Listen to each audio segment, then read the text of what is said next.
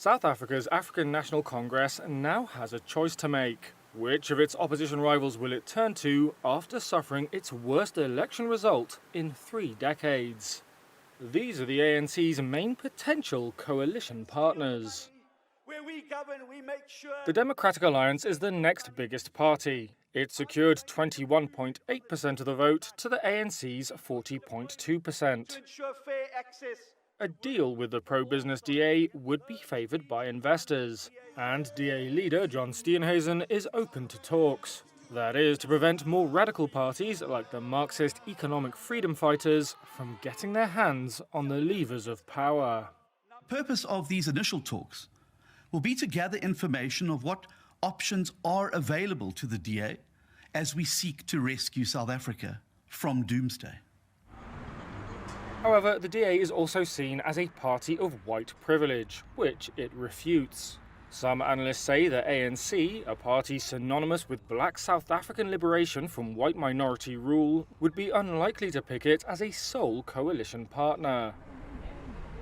Local media have reported the DA could enter into a cooperation pact with the ANC.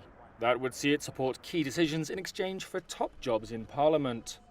The conservative Zulu Inkatha Freedom Party, with nearly 4% of the vote, could also prove useful in making up the numbers. At the other end of the political spectrum is the economic freedom fighters led by Julius Malema. It's a more natural fit for the ANC than the DA, though relations are tense between former ANC youth leader Malema and some of the party's factions.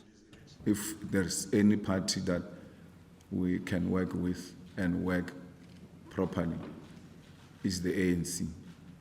Because ANC, when compromised, is not arrogant. However, some of the EFF's policies would likely give investors the jitters. It has pledged to nationalise gold and platinum mines and seize land from white farmers. The EFF said in April that it would partner with the ANC if it got the powerful post of finance minister. However, with just 9.5% of the vote, joining with the EFF alone still wouldn't give the ANC a majority. Indeed, the EFF was outperformed by Umkhonto we Sizwe, led by former President Jacob Zuma. It emerged as the third biggest party after the ANC and the DA on 14.6% of the vote. But despite performing better than many had expected, the newly formed MK, as it's known, has said it is considering a court challenge to the results. Don't start trouble when there is no trouble. Analysts have long feared Zuma's party may stir up trouble if his supporters, who rioted and looted for days when he was jailed for contempt of court in 2021, reject the results. A coalition with MK would also be a bitter pill for the ANC to swallow. It has struggled to clean up its image after the corruption scandals of the Zuma era. The election represents a seismic shift in South Africa's political landscape. Official results show the ANC on 159 seats in the 400-seat parliament. That's down from 230.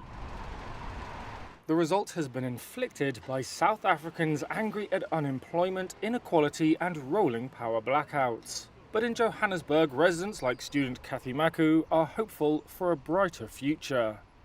Maybe they can find a way to work together and put the interest of the country first, and then maybe we can see some sort of change, a positive change, so to say. Yeah.